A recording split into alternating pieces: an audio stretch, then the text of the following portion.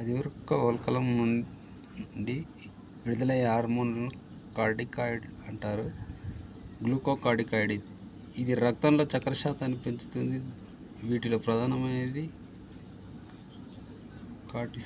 Cortisol ఒత్తిడిని తట్టుకునే hormone కనుక దీన్ని స్ట్రెస్ హార్మోన్ అంటారు.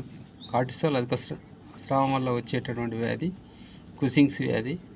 అనగా శరీరంలోని క్రొవ్వు రవాణాకు చెంది ముఖము, గొంతు వద్ద చర్మం క్రింది పెరుగుతూ వేలాడుతూ ఉంటుంది.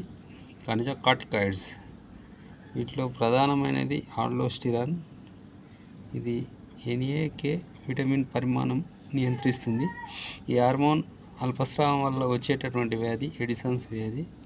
ఈ వ్యాధిలో చర్మం రంగు పొడిగా ఉండి బంగారు వర్ణంలో మారుతుంది. నాలుక, ముఖంపై మచ్చలు ఏర్పడతాయి. లైంగిక కార్టికాయిడ్స్ ఇది స్త్రీ పురుషులలో లైంగిక హార్మోన్ల అనుబంధంలో చేస్తాయి.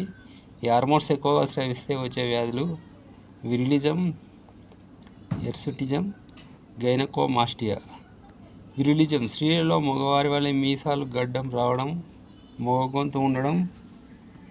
ఎర్సుటిజం స్త్రీలలో ఛాతీపై, శరీరంపై అధిక రోమాలు ఏర్పడడం. గైనకోమాస్టియా పురుషుల్లో వృక్షోజాలు ఏర్పడడం. అధివృక్క ద్రవ ఇది విడుదల చేసే రెండు హార్మోన్లు అడ్రినలిన్, అమైనో ఆమ్లాలు ఉత్పాదకాలు. ఈ రెండింటిలో ఎమర్జెన్సీ హార్మోన్స్ అంటారు. అడ్రినలిన్ పోరాట పలాయన హార్మోన్ అని అంటారు. 3F హార్మోన్ అంటారు. అధివృక్క గ్రంథిని F4S గ్లాండ్ అని కూడా అంటారు. Sugar metabolism, salt retaining sex hormone, sources of energy. దీనిని 4F గ్లాండ్ అని కూడా అంటారు.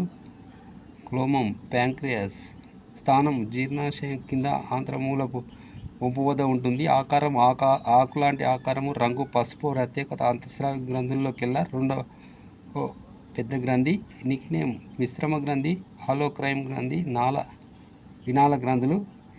ఇది అంతఃస్రావిక ప్లస్ బహుస్రావిక గ్రంథుల చర్యలను కనబరుస్తుంది.